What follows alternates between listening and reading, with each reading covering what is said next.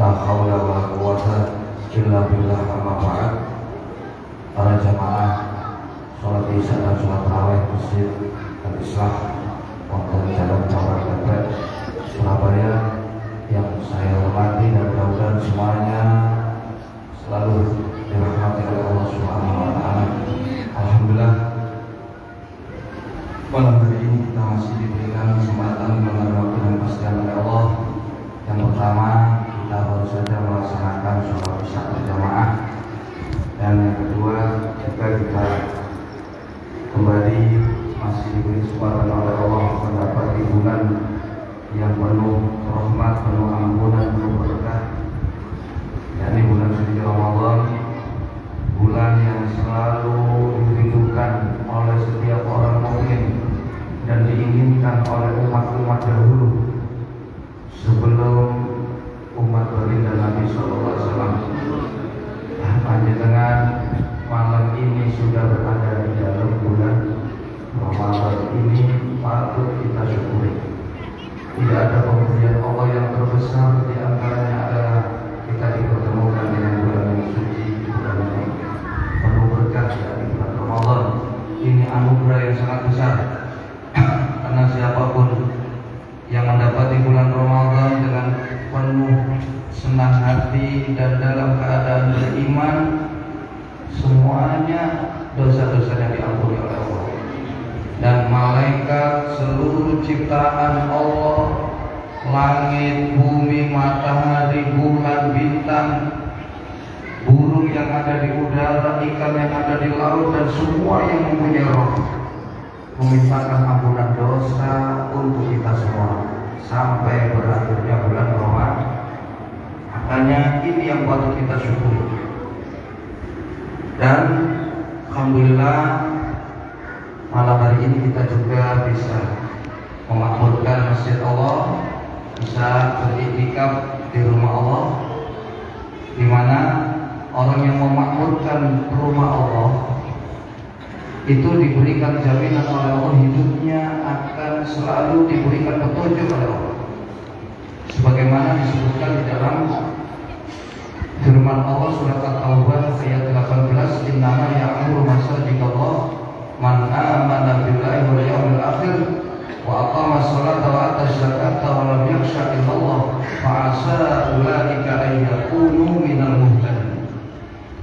Sesungguhnya orang-orang yang bisa memakmurkan rumah Allah hanyalah orang-orang yang beriman, orang-orang yang tegak di dalam sholatnya, orang yang mau mengeluarkan zakat, orang yang hatinya hanya takut kepada Allah.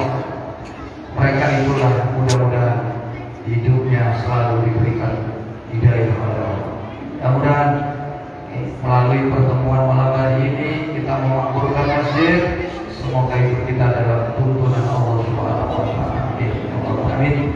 Dan juga orang yang memakmurkan masjid Allah, kata Nabi, inna buyutallahi fil ardi al masajid wa kana haqqan 'ala Allahi an yukrima liman syara'a biha ibadah. Sesungguhnya rumah Allah di atas muka bumi ini adalah masjid. Dan wajib bagi Allah untuk memuliakan orang-orang yang mengunjungi masjid untuk beribadah. Jadi kita ini di sini beribadah. Hanya Allah mewajibkan dirinya sendiri, wajib bagi aku. Siapa saja yang mengunjungi masjidku untuk ibadah, wajib aku muliakan. Mudah-mudahan hidup kita selalu dalam bimbingan Allah, selalu mendapatkan kehormatan dan kemuliaan dari Allah Subhanahu wa taala. Amin. Allahumma amin. Dan sholat isya berjamaah, utamaannya siapa yang melaksanakan sholat lima waktu berjamaah, lebih-lebih sholat isya. Yang pertama, Allah berikan 5 perkara. 1, dia tidak akan ditimpa kemelaratan selama-lamanya. Yang kedua, dia diselamatkan dari siksa kubur. Yang ketiga, nanti buku catatan amalnya diberikan dengan tangan kanan. Yang keempat, orang yang menjaga 5 waktu berjamaah, dia akan dipermudah melewati Shiratal Mustaqim. Yang kelima, dia akan masuk surga tanpa hisab. Sedangkan orang yang berjamaah sholat isya, maka dia dibersihkan dari sifat munafik dalam hadis yang lain. Dalam hadis yang lain, siapa yang sholat isya berjamaah, maka dia diberikan pahala seperti sholat di separuh malam. Seandainya malam itu 12 jam, kalau kita sholat isya berjamaah, kita seperti sholat 6 jam. Nah, apalagi dikerjakan di bulan Ramadan. Ada satu keistimewaan lagi di dalam satu hadis, man darwama 'alal jamaah fi Ramadan atauhu bi kulli rak'atin madinatan tamlahu min abillah. Siapa yang menjaga sholatnya berjamaah di dalam bulan Ramadan, maka Allah akan berikan tiap-tiap rakaat satu kota, yang kota itu dipenuhi nikmat-nikmat Allah. Berbahagia. Terlebih bagi siapa saja yang melaksanakan puasa dan yang tidak berpuasa, kembalilah berpuasa. Jangan tidak berpuasa. Orang yang berpuasa ini dirindukan surga. Ada 4 orang yang dirindukan surga, kata Nabi. Al-jannatu mustaqatun ila arba'ati nafar. Surga itu rindu kepada 4 orang. Talil Quran, orang yang rajin membaca dan memahami isi Al-Quran. Yang kedua, wahamidir lisan, orang yang menjaga lisannya tidak berkata kecuali yang baik. Yang ketiga, wahutibul ji'an, orang yang memberi makan kepada orang yang lapar. Di sini ada yang memaknai memberikan buka kepada orang yang berpuasa.